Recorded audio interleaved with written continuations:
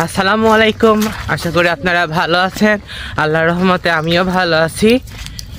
তো স্কুলে চলে যাচ্ছি, অনেকদিন পর স্কুলে যাচ্ছি, কারণ স্কুল বন্ধ ছিল। তো আজকে হচ্ছে স্কুলে মামা আসবে, যার কারণে যাচ্ছি। তো এখানে দেখেন আমার চাচাতো ভাই আছে, আমার স্টুডেন্ট আছে, ছোট ছোট স্টুডেন্টগুলো আছে। তো এরা আমি একাই আসতেছিলাম, তো আমাকে দেখে তারা চলে আসলো আর কি। এটা আর কি ভালোবাসা, যে টিচারের সাথে সঙ্গ দেওয়া। আমার মনে করে যে এটা অনেক আর কি পাওয়া। আমি আমার টিচারদেরকে অনেক রেসপেক্ট করতাম ছোটোবেলা থেকে।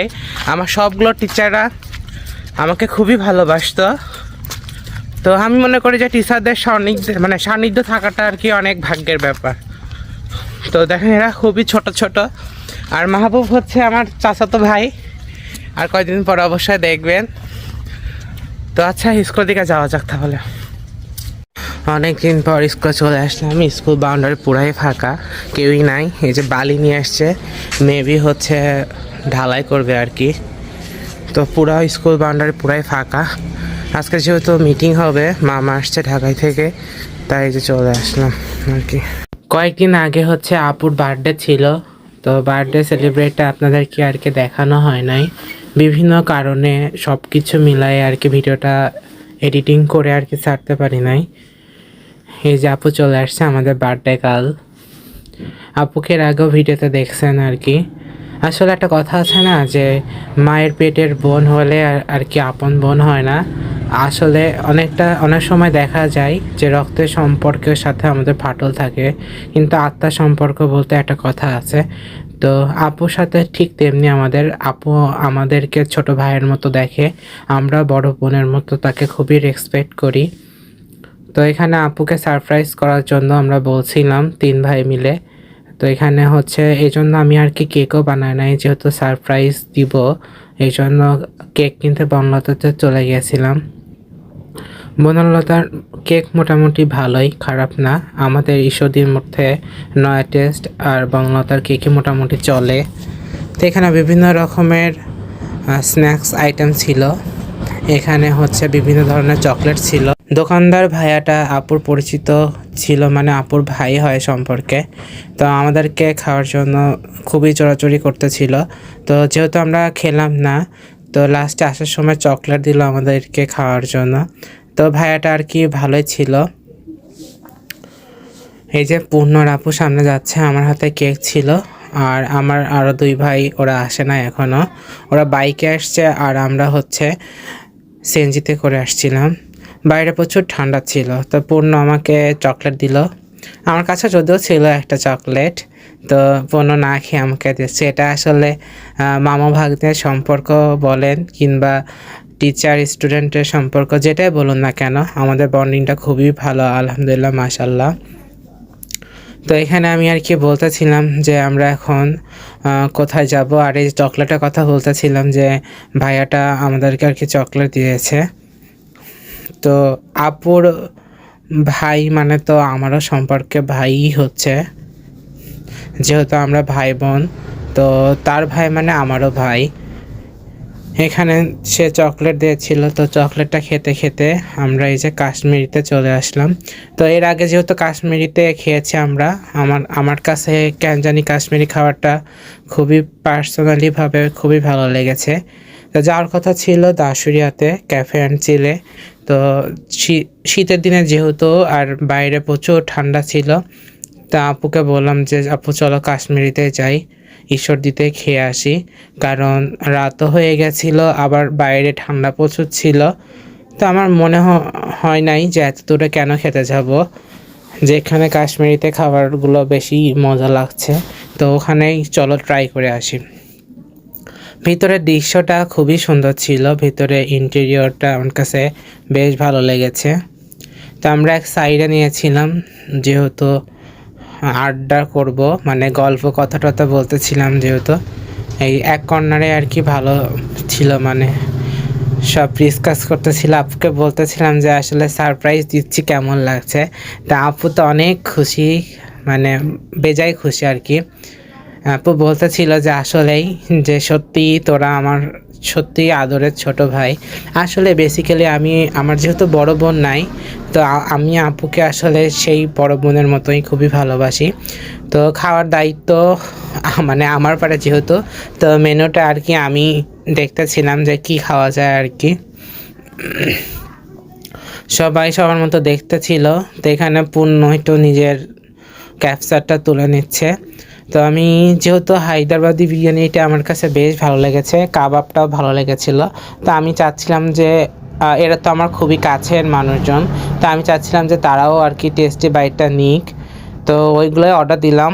আর সাথে হচ্ছে একটা অ্যাপিটাইজার ছিল বিভিন্ন রকমের। তো এখানে সবাই আর কি ছবি উঠতেছিল, আমি একাই বসেছিলাম, আমি নিজের মতো নিজের ছবি তুলে নিয়েছিলাম। আসলে বেসিক্যালি ছবি উঠতে আমার বেশি একটা ভালো লাগে না। তো কি কেক নিয়েছিলাম তখন তো আপনাদেরকে আর কি দেখাই নাই, এখন আর কি দেখিয়ে দিচ্ছি। কেকটা অসাধারণ ছিল। আপনারা অনেকে হয়তো বলবেন যে আমি কেক বানাইতে পারি, কিন্তু কেন বোনের জন্য আর কি বাসাতে কেক বানালাম না। যদি আমি বাসাতে কেক বানাতাম তাহলে আম্মু হয়তো আমার ছোটো বোন আপুকে ফোন দিয়ে বলে দিত।